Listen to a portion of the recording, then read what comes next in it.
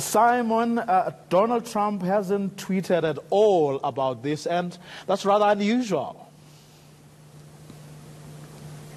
Well, he actually has. Just within the last few minutes, Vuyo, he has put out a tweet, perhaps rather predictably, saying that this is the greatest witch hunt in history, being led by the special prosecutor, Robert Mueller. He's furious that CNN was on the scene when Roger Stone's home was raided at dawn this morning by the FBI. He says even drug dealers and human traffickers get treated better than his longtime political associate has been treated at the hands of the FBI this morning. But, you know, that's what happens to someone like Roger Stone, who has almost dared the special prosecutor, Robert Mueller, to arrest him. He's now facing an array of very serious charges, including obstruction, lying to Congress, and witness tampering within the course of the last few minutes. Bail has been set at $250,000 after a brief court appearance in Florida. He's also been told that he will not be allowed to leave the east coast of the United States. Travel restrictions are being replaced on Donald Trump's former political fixer, a man with Richard Nixon's tattoo on his back, someone who has long been engaged in the dark arts of political skullduggery here in the United States. But this indictment against Roger Stone, Vuyo, is critical because it is the first indictment that Robert Mueller, the special prosecutor, has issued that draws a very clear map between the Trump campaign at one end of the journey and the Russians at the other end of the journey. And the map takes you through Roger Stone, Julian Assange of WikiLeaks, holed up in the Ecuadorian embassy in London, and Russia, because we learn in this indictment that Roger Stone was directed by a senior Trump campaign official who's not named to find out what dirt on Hillary Clinton WikiLeaks had managed to secure from the Russians and what was the schedule for the publication of that dirt by Julian Assange and his WikiLeaks investigation, his WikiLeaks organization. So Donald Trump can complain that this is a witch hunt and that there's been no evidence of collusion, but Robert Mueller clearly is beginning to reach a very, very different conclusion. I mean, to go to the extent of persuading witnesses to either withhold information or provide false testimonies to the committees of the House of Representatives and Senate that were looking into this was taking things too far.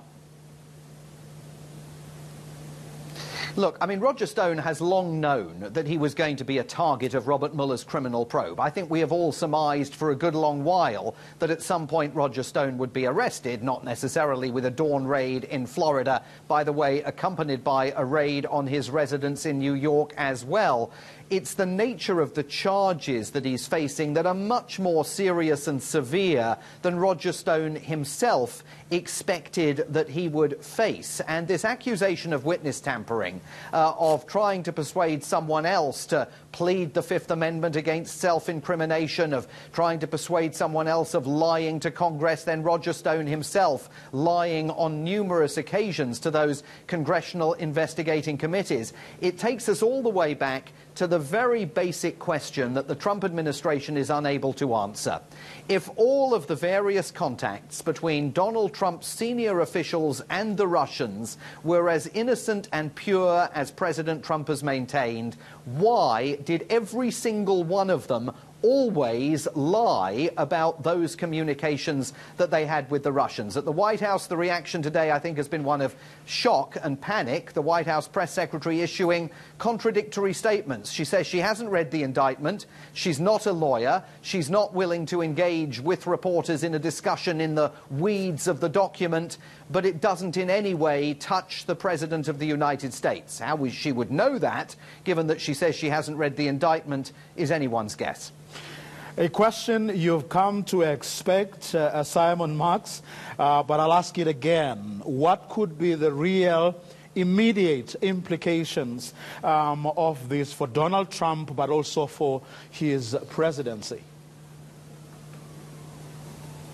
The White House and the President will be peppered with one question again and again and again.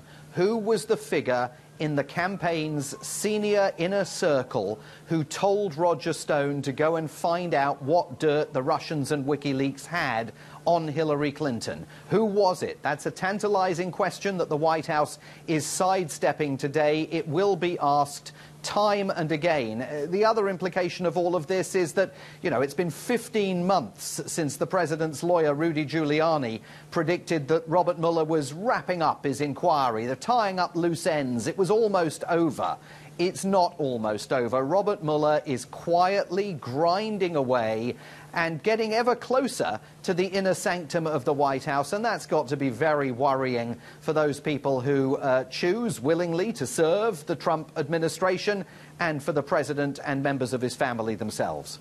Very quickly, Simon, do you think Donald Trump can get away with simply saying Roger Stone was just being overzealous, I had nothing to do with it, or none of the senior members of my team had anything to do with it?